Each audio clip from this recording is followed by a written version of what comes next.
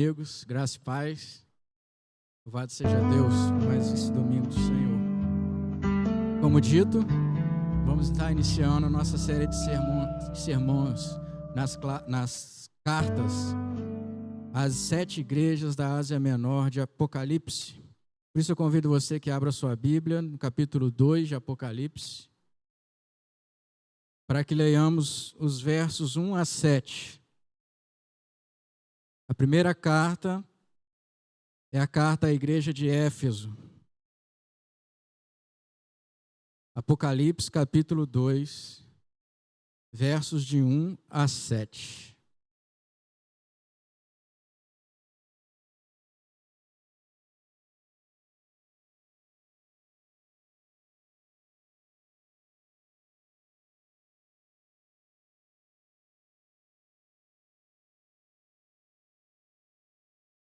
Diz assim a palavra do Senhor.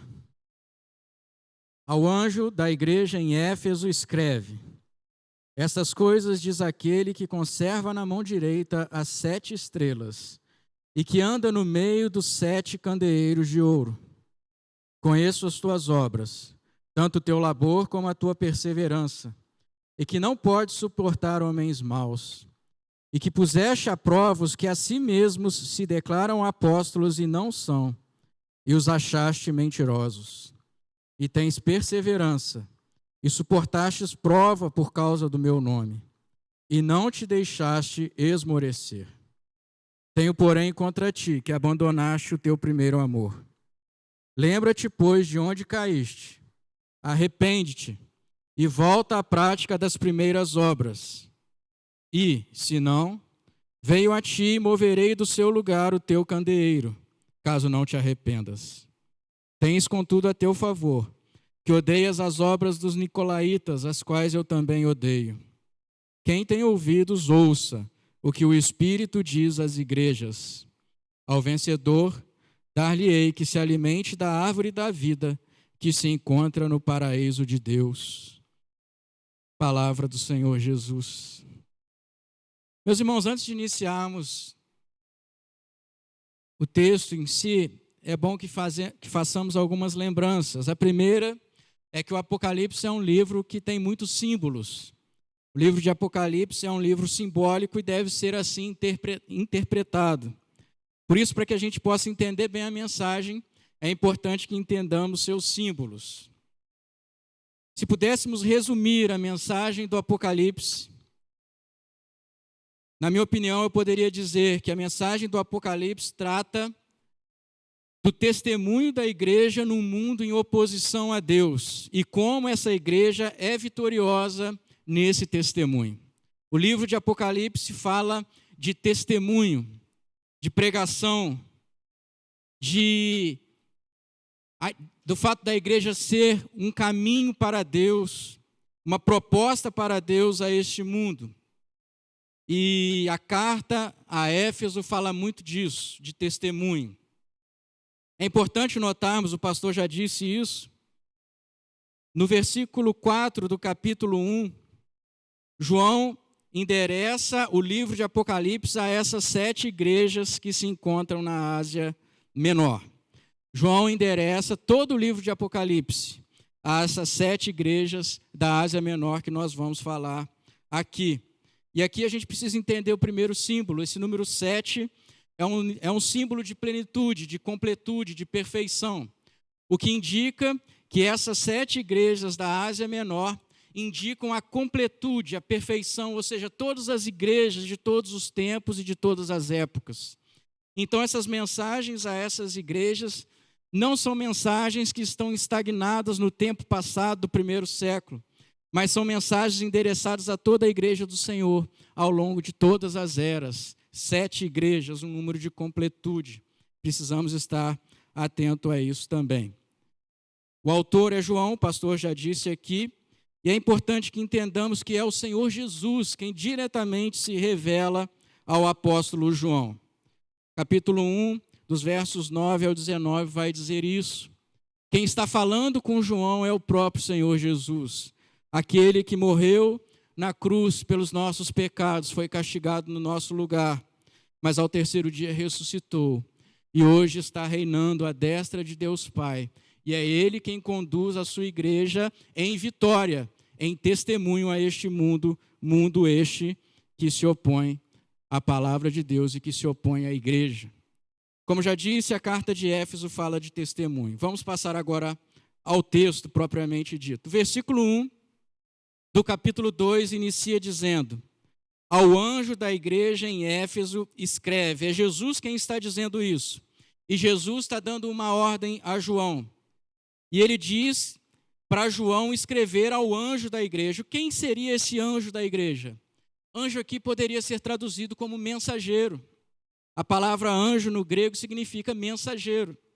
Poderíamos simplesmente ter uma tradução que estaria trazendo para nós: ao mensageiro da igreja em Éfeso escreve.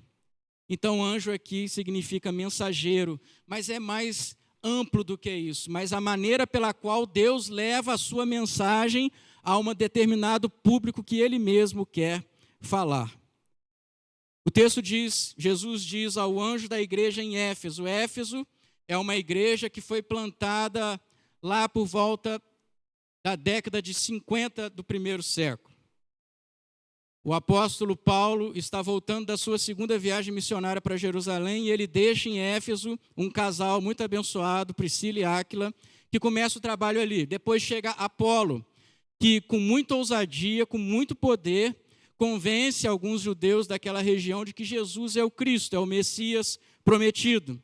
Mas mais propriamente dito, o plantador daquela igreja de Éfeso é o apóstolo Paulo, que na sua terceira viagem missionária fica na cidade de Éfeso 2 anos trabalhando naquela localidade. E o texto diz ao anjo da igreja em Éfeso e escreve. É interessante isso, porque o Senhor Jesus se revela diretamente a João para que João escreva essa carta e entregue essa carta a um mensageiro, para que esse mensageiro faça essa carta chegar ao seu público-alvo. E o que isso mostra para nós? Como o pastor disse, João está preso. João não pode simplesmente sair da prisão e levar essa mensagem à igreja de Éfeso e, como consequência, a nós hoje, porque, como dito, as cartas são revelações para as igrejas do Senhor de todas as épocas. João está preso. Mas Deus, Deus na pessoa de Jesus, se revela a ele, dizendo que ele escreva a mensagem, porque um anjo, um mensageiro, vai levar essa mensagem. Ou seja, meus irmãos, João está preso, mas o testemunho do Senhor não está algemado. Deus vai prover um meio, Deus vai prover mensageiros para que façam a sua palavra, para que faça a sua palavra chegar ao público que Deus mesmo determinou. Assim como o apóstolo Paulo fala que quando estava preso em Roma, contudo a palavra de Deus não estava algemada. Aqui acontece a mesma coisa, Pedro está preso. E ele preso recebe a revelação de Jesus para que ele a escreva e a entregue ao mensageiro. E ao mensageiro vai fazer essa carta chegar ao seu destino. Ou seja, meus irmãos, a palavra de Deus, o testemunho do Senhor não está algemado. Deus vai prover meios, Deus vai levantar mensageiros para fazer a sua palavra, o seu testemunho chegar aonde Ele mesmo quer que ela chegue. E assim tem sido ao longo da história do cristianismo. Nos lugares onde há mais perseguição, como ouvimos aqui hoje pela manhã, nos lugares onde há mais cristãos presos, Deus tem provido meios para que a sua palavra se difunda.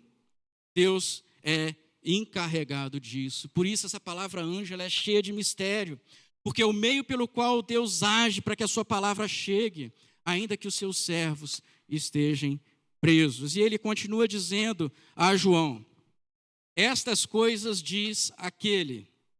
Aquele aqui é uma referência a quem diz a mensagem, que é o Senhor Jesus. Estas coisas diz aquele que conserva na mão direita as 7 estrelas. E aqui precisamos entender que símbolos são esses. As 7 estrelas são os 7 anjos que vão levar a mensagem dessas cartas a essas 7 igrejas. Isso está lá no versículo 20 do capítulo 1. As 7 estrelas são esses mensageiros que Deus está provendo para que a sua mensagem chegue aos seus destinos. E o texto diz que Deus conserva esses mensageiros na sua mão direita. Qual é o significado disso? A mão direita de Deus é a sua mão de poder. A mão direita de Deus é a sua mão diligente, é a sua mão operosa, ou seja, esses mensageiros estão na mão direita de Deus. Deus, de maneira poderosa, vai atuar na vida desses mensageiros para que a sua mensagem atinja o seu destino. Como já dito, João está preso, mas a palavra de Deus não está algemada. Deus é poderoso, com a sua mão direita, para levar a sua mensagem ao seu destino. E ele se provê de mensageiros, dessas 7 estrelas, para fazer isso. O texto continua dizendo, Deus conserva na mão, essas coisas diz aquele que conserva na mão direita as 7 estrelas, e ainda aquele que anda no meio dos 7 candeeiros de ouro. O que são esses 7 candeeiros de ouro? O verso 20 do capítulo anterior também diz, os 7 candeeiros de ouro são as 7 igrejas, as 7 igrejas da Ásia Menor, mas por amplitude toda a igreja do Senhor ao longo de todas as eras. E por que esse símbolo de candeeiro? O candeeiro era um instrumento de iluminação nos tempos bíblicos. O candeeiro tinha a função de iluminar o caminho para que alguém pudesse transitar. E é muito próprio a palavra de Deus atribuir à igreja essa função de candeeiro, porque a igreja tem a função de iluminar esse mundo. A igreja tem a função de testemunhar da luz que é o Senhor Jesus para esse mundo. Por isso é muito próprio que as 7 igrejas sejam representadas por candeeiros. A igreja é aquela que é incumbida de levar a luz do Senhor a esse mundo, de testemunhar do Senhor a este mundo. E o texto diz que aquele que diz a João aqui é aquele que anda no meio dos 7 candeeiros, o que traz uma aplicação lógica para nós. O Senhor Jesus anda no meio da sua igreja. O Senhor Jesus não está lá no céu à destra de Deus, alheio ao que está acontecendo no seio da igreja. O Senhor Jesus está presente na igreja. Pelo Espírito Santo, Ele conhece a sua igreja. Ele conhece as suas dificuldades, Ele conhece os seus temores, Ele conhece os sofrimentos da igreja, mas Ele também conhece os pecados da igreja. Ele sonda os corações. O capítulo 1 diz que o Senhor Jesus é aquele que tem os olhos como chama de fogo, e esses olhos como chama de fogo são capazes de entrar, de perscrutar os corações, de sondar os corações e conhecer o que se passa no coração da igreja, no coração dos membros da igreja. Por isso, você que, aqui uma aplicação paralela para nós, você que está passando por sofrimentos, por dificuldades, você que tem lutado, que tem sentido a caminhada difícil, tenha certeza disso, o Senhor Jesus está no meio da sua igreja. Ele conhece os seus sofrimentos. Ele não está no céu alheio ao que está acontecendo com você, mas Ele está ao seu lado, te ajudando a passar pelas dificuldades, pelos temores, pelos sofrimentos que você está passando. Mas uma outra aplicação lógica é que o Senhor também conhece como está o testemunho da igreja. O Senhor conhece como está o testemunho da igreja diante desse mundo. A igreja é o candeeiro, aquela que tem a função de iluminar, de testemunhar a este mundo perdido. E o Senhor anda no meio da igreja. O Senhor está aqui nessa noite, meus irmãos, andando no nosso meio. Ele está perscrutando o seu coração. Ele está ao seu lado no seu sofrimento. Mas Ele também conhece o coração da igreja, Ele sabe como é que está o testemunho da igreja diante do mundo. E Ele continua por isso, por Ele andar no meio da igreja, Ele pode fazer um diagnóstico de como está a igreja. E é isso que o Senhor Jesus começa a dizer à igreja de Éfeso, a partir do versículo 2. Ele diz o seguinte: conheço as tuas obras, tanto o teu labor como a tua perseverança. Esse diagnóstico do Senhor inicia com um elogio. O Senhor Jesus conhecia aquela igreja, conhecia o trabalho daquela igreja e a perseverança daquela igreja. E essa perseverança é num contexto difícil, um contexto de lutas internas. O versículo 2 continua dizendo isso. Ele diz que vocês não podem suportar homens maus. A indicação direta é que havia homens maus tentando atrapalhar a igreja. Homens maus que estavam adentrando dentro da igreja, trazendo doutrinas heréticas, doutrinas contrárias à palavra do Senhor. Possivelmente, esses homens maus são os nicolaítas, descrito no versículo 6. Os nicolaítas eram aqueles que queriam trazer o culto pagão para dentro da igreja. Os irmãos se lembram da cidade de Éfeso. É a grande cidade, é a cidade da grande deusa Diana. Houve um grande alvoroço na época de Paulo, porque aqueles que cultuavam essa deusa perseguiram o apóstolo Paulo porque ele estava atrapalhando o culto a essa deusa. E essa deusa Diana é Artemis, a deusa da fertilidade. E os cultos a essa deusa eram regados à prostituição cultual, à prostituição sexual dentro do culto. E provavelmente homens dessa seita herética estavam tentando entrar dentro da igreja com essa heresia da prostituição sexual dentro da igreja. E a igreja de Éfeso é elogiada, porque no meio dessa luta, ela perseverou e não suportou esses homens maus. Ou seja, era uma igreja que lutava, conhecia a palavra de Deus, conhecia, sabia discernir o que era certo do que era errado, e não podia aceitar o pecado dentro da igreja. E ela é elogiada por isso. Ela preservava a igreja de contaminação. Os líderes daquela igreja, eles conseguiam preservar aquela igreja do erro. E aquela igreja é elogiada por isso. E o elogio continua na medida que Jesus diz: e que puseste à prova os que a si mesmos se declaram apóstolos e não são, e os achaste mentirosos. Existiam falsos apóstolos, provavelmente dessa doutrina nicolaíta, que estavam querendo tomar a primazia da igreja e ter esses novos ensinos de prostituição cultural dentro da igreja do Senhor.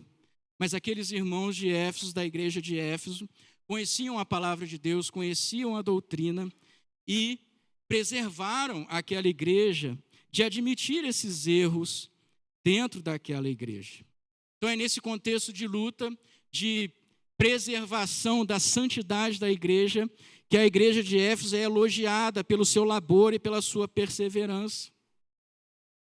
Era uma igreja que tinha uma boa doutrina, tinha uma boa ortodoxia. Eles conheciam a palavra de Deus, eles eram firmes na doutrina dos apóstolos. O próprio apóstolo Paulo havia plantado aquela igreja. E eles perseveraram na doutrina do apóstolo e do partir do pão. Era uma igreja que estava bem preservada das mentiras de Satanás, das heresias, do pecado. Era uma igreja consolidada doutrinariamente. O versículo 3, o Senhor Jesus continua a elogiar aquela igreja, dizendo: e tens perseverança, e suportastes prova por causa do meu nome, e não te deixaste esmorecer. Muito provavelmente, na luta contra essas heresias, na luta contra esses falsos apóstolos, os irmãos da igreja de Éfeso tiveram que trabalhar bastante, eles sofreram com essas coisas, e diante dessas provas, eles não se deixaram esmorecer, mas se mantiveram fiéis à doutrina do Senhor. Eles são elogiados por isso. Mas no versículo 4, meus irmãos, subitamente, o Senhor Jesus traz uma reprimenda àquela igreja. Ele diz o seguinte: tenho, porém, contra ti, que abandonaste o teu primeiro amor. Tenho, porém, contra ti, que abandonaste o teu primeiro amor. O que vem a ser esse primeiro amor? O que vem a ser esse primeiro amor que a igreja de Éfeso um dia já havia experimentado, mas que agora esse amor havia esfriado? Esse amor já não era mais como antes. E o versículo 5, meus irmãos, nos ajude a entender em que sentido esse amor da igreja de Éfeso esfriou. Já que era uma igreja que amava a doutrina, que era perseverante na doutrina, que conhecia a palavra de Deus, que não deixava que o pecado entrasse na igreja. Que primeiro amor é esse que eles abandonaram? O versículo 5 diz o seguinte: lembra-te, pois, de onde caíste, arrepende-te e volta à prática das primeiras obras. Quando a gente lê isso, uma admoestação do Senhor para que eles voltassem à prática das primeiras obras, nós somos levados à época de plantação daquela igreja em Éfeso. As primeiras obras daquela igreja. Como já foi dito aqui no início, aquela igreja, o trabalho naquela cidade de Éfeso se iniciou com Priscila e Áquila, que foi deixado ali pelo apóstolo Paulo durante a segunda viagem missionária. Um pouco depois chegou Apolo. Apolo que poderosamente pregava naquela cidade, principalmente nas sinagogas, e com poder convencia os judeus que ali residiam de que Jesus era o Messias, o Cristo, profetizado do Antigo Testamento. E na terceira viagem missionária, o apóstolo Paulo chega àquela cidade. E o apóstolo Paulo fica residente naquela cidade por 2 anos. O apóstolo Paulo, à semelhança de Apolo, inicia a sua pregação nas sinagogas. Mas os judeus não recebem a pregação do apóstolo Paulo. E o apóstolo Paulo, então, passa a pregar aos gentios. E ele começa a fazer isso numa escola, a escola de Trajano. E por 2 anos seguidos, aquela igreja de Éfeso trabalhou naquela escola ali através do apóstolo Paulo, pregando o evangelho naquela cidade por 2 anos, diariamente, anunciando o evangelho do Senhor às pessoas perdidas daquela cidade, mas não só daquela cidade, mas as pessoas de toda a Ásia Menor, porque Éfeso era o centro comercial da Ásia Menor, região da atual Turquia. Éfeso era um polo comercial. Todas as pessoas da Ásia Menor passavam por ali. Todas as nações da Ásia Menor tinham que passar por ali, porque ali estava o principal porto da Ásia Menor. A cidade de Éfeso tem estradas que ligam a todas as nações da Ásia Menor. E o comércio ali era pujante. Por isso o texto de Atos nos diz que o apóstolo Paulo pregou a todas as pessoas da Ásia Menor naquela cidade de Éfeso. A pregação na escola de Tirano, a pregação da igreja de Éfeso no seu primórdio, atingiu todos os habitantes da Ásia Menor. É claro que isso está ampliado, né? O que o texto quer dizer é que pessoas de todos os lugares da Ásia Menor ouviram o evangelho do Senhor Jesus através da pregação da igreja, da nascente igreja de Éfeso. Essas eram as primeiras obras da igreja de Éfeso. Eles eram luz das nações, luz para as nações ali da Ásia Menor. Eles estavam pregando o evangelho, eles estavam fazendo o papel de candeeiro, estavam iluminando o mundo, iluminando as nações, iluminando os perdidos, iluminando os pagãos que adoravam a deusa Diana dos Efésios, Artemis, a deusa da fertilidade. Eles estavam cumprindo o seu papel de, como igreja, ser candeeiro. Mas agora, mais de 40 anos se passaram. Já estamos na década de 90 do primeiro século. Como o pastor disse, João é o último dos apóstolos vivos. O apóstolo Paulo já havia morrido, Priscila e Áquila provavelmente também, juntamente com Apolo. Talvez a primeira geração daquela igreja havia morrido. E agora, 44 décadas depois, o Senhor Jesus vira para aquela igreja e diz o seguinte: tenho, porém, contra ti que abandonaste o teu primeiro amor. O candeeiro da cidade de Éfeso, a igreja da cidade de Éfeso, aquele candeeiro estava se apagando. E o candeeiro, ele é uma chama. Existe um combustível onde é acendida uma chama que fica queimando, como as lamparinas antigas que os mais velhos conhecem. O candeeiro da cidade de Éfeso estava se apagando, porque a igreja havia abandonado o seu primeiro amor.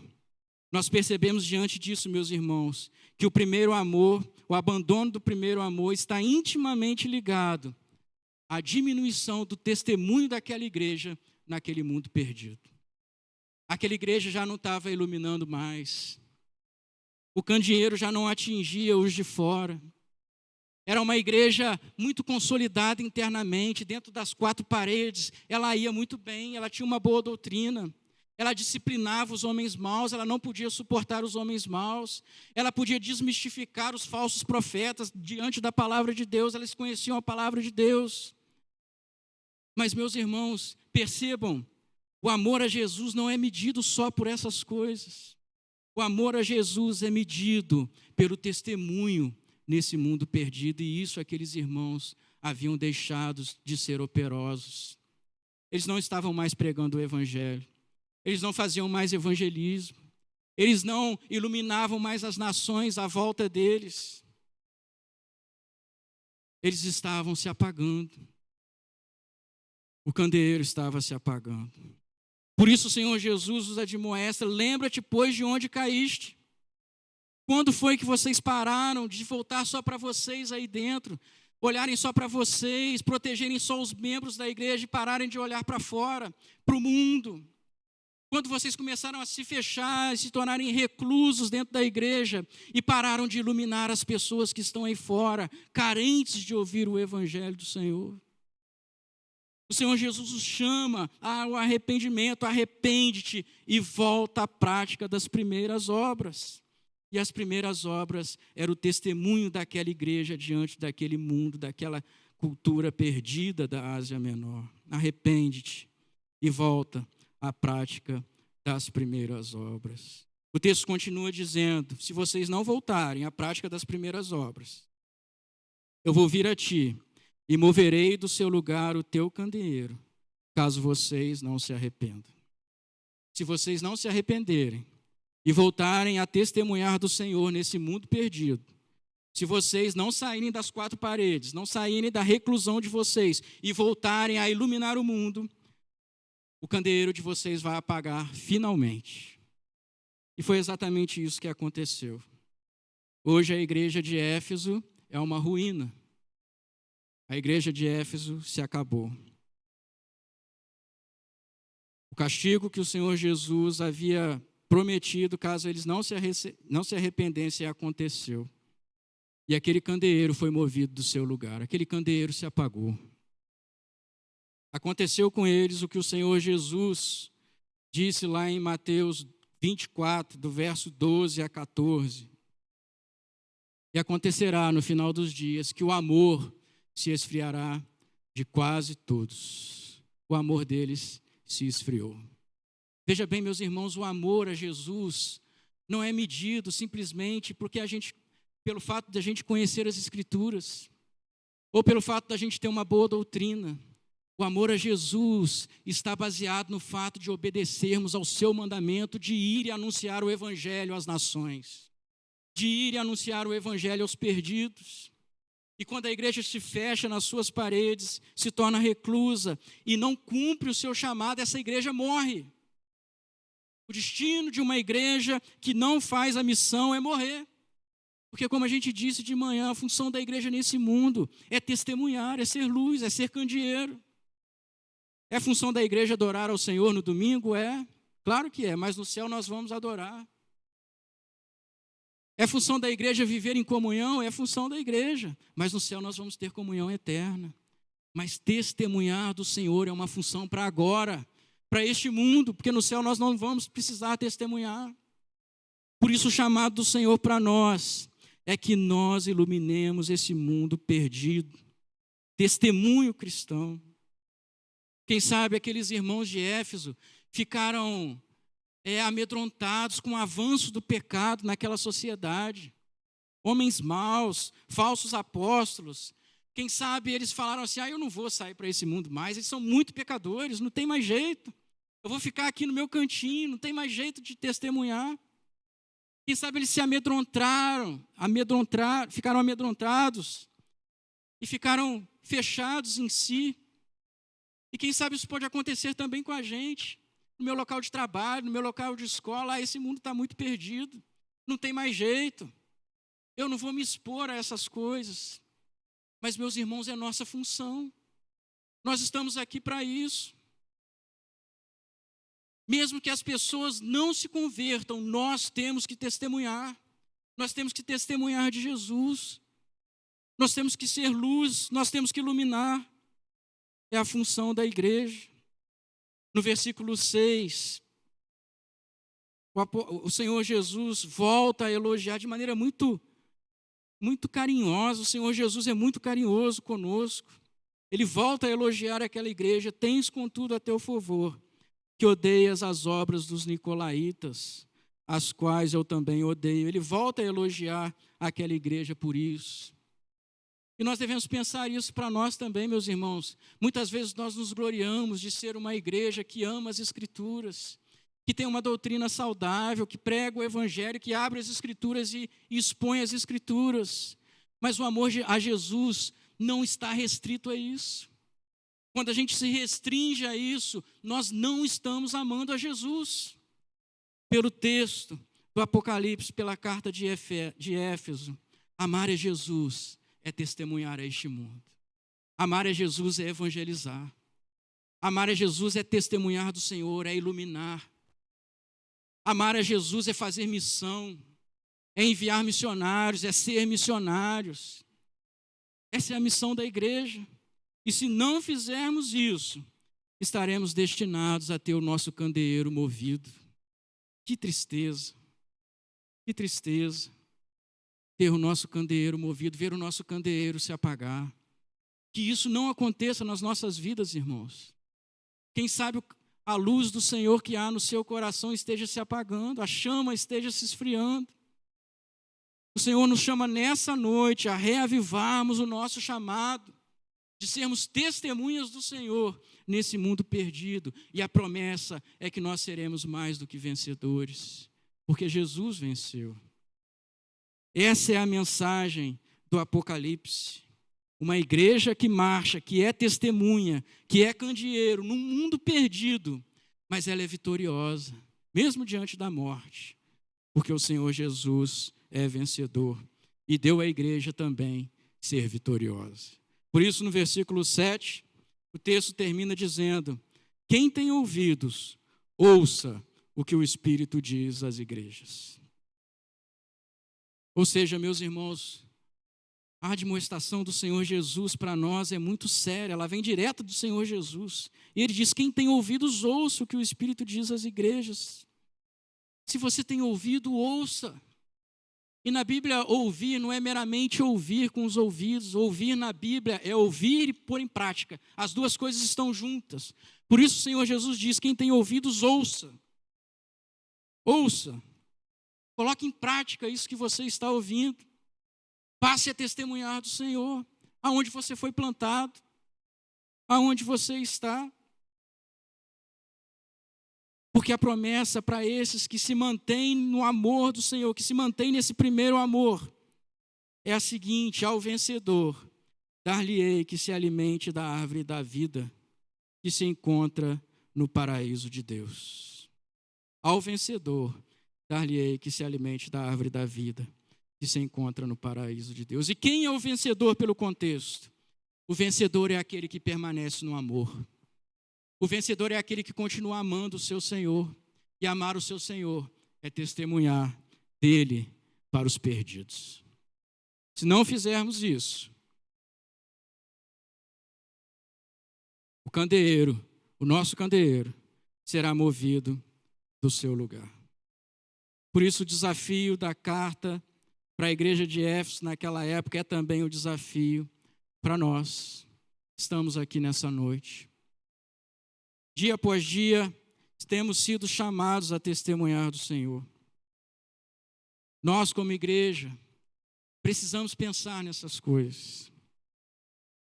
Precisamos trazer à nossa mente mais uma vez qual é a nossa função enquanto plantados aqui neste lugar. Estamos aí às vésperas da escola bíblica de férias, que, como foi dito aqui hoje de manhã, é um momento em que podemos ter a oportunidade de testemunhar do Senhor, de evangelizar. Por isso a igreja é conclamada a participar disso. Mais tarde vai estar aqui de novo as listas para você que quer fazer uma doação, para você que quer participar, quer ajudar na escola bíblica de férias, para você que quer entregar panfletos, anunciando que o evangelho vai ser pregado aqui para crianças do nosso bairro, dos bairros circunvizinhos. Que oportunidade maravilhosa teremos de sermos luz para esse mundo perdido. Que oportunidade maravilhosa de testemunhar do Senhor. E todos os dias, meus irmãos, as oportunidades têm sido colocadas diante de nós, e a começar por mim, temos sido negligentes. Temos sido negligentes em sermos testemunhas do Senhor. Talvez por isso não somos perseguidos como os irmãos dessa igreja eram perseguidos, porque não testemunhamos do Senhor. Precisamos, meus irmãos, voltar a testemunhar do Senhor. Precisamos que a chama do nosso candeeiro esteja alta, para que ela alcance cada vez mais longe, que a nossa luz possa alcançar os perdidos que estão aqui fora no nosso bairro, mas que a nossa luz vá até os confins da terra, iluminando os eleitos de Deus de todas as tribos, raças, línguas, povos e nações. E, meus irmãos, qual é o combustível do candeeiro? O que era colocado no candeeiro e colocava-se um pavio e acendia o fogo. Qual era o combustível? Era um líquido. Esse líquido era o azeite. O azeite é um símbolo do Espírito Santo. Nós precisamos, meus irmãos, desse combustível que é o Espírito Santo, para que a gente possa queimar, para que a gente possa vibrar pelo Evangelho, para que a gente possa amar o Senhor com o primeiro amor que aquela igreja tinha. Nós precisamos encher as nossas lâmpadas do Espírito Santo para que possamos iluminar, para que a chama possa ficar alta e a gente possa atingir as pessoas. Por que o testemunho da igreja não é natural, quando deveria ser natural? O nosso testemunho deveria ser natural à medida que a gente fosse indo, né? Esse é o mandamento do Senhor, à medida que vocês vão indo, testemunhem de mim, façam discípulos. Tem que ser uma coisa natural. E por que não é natural? Porque nós não estamos com as nossas lâmpadas cheias de azeite. O nosso candeeiro, os copinhos do candeeiro, aquele castiçal com 7 copos, eles estão vazios de azeite. É preciso entornar azeite nesses candeeiros para que a chama possa subir. É preciso do Espírito Santo no seio da igreja. Sem o Espírito Santo não podemos fazer isso. Podemos até fazer de maneira mecânica. Amanhã eu vou entregar folhetinhos de maneira mecânica. E logo aquilo se passa. Isso não é amor, isso não é vibração, isso não é fogo no coração. A gente precisa do Espírito Santo, meus irmãos, do azeite, para que a gente possa testemunhar do Senhor com poder. Precisamos disso. Precisamos clamar pela ação do Espírito Santo na nossa vida, arrancando a apatia, arrancando a mornidão, para que o nosso coração possa vibrar pelo Evangelho, pela salvação que nos alcançou. Quando nós éramos perdidos, o Senhor Jesus nos amou, deu a sua vida na cruz por nós, quando nós nem ainda existíamos. Na cruz do Calvário está assegurada a nossa salvação, nós nem ainda existíamos, e Ele já havia morrido por nós. Nós nem ainda existimos, e Ele havia nos escolhido antes da fundação do mundo para sermos seus filhos. Que amor é esse? Esse amor pelo Espírito tem que fazer vibrar o nosso coração, para que outros sejam alcançados também por esse amor. Eu queria, com a licença do pastor, convidar o dueto, que possa cantar mais uma vez aquela canção, se possível. E que ao cantarmos essa canção, você possa meditar na palavra de Deus, no chamado do Senhor, da função que nós temos enquanto igreja, de sermos luz, de testemunhar do Senhor. E depois nós vamos clamar ao Senhor para que Ele nos envie o seu Espírito. Porque sem o Espírito Santo de Deus, nós nada somos, nós nada podemos fazer. Vamos cantar essa canção mais uma vez.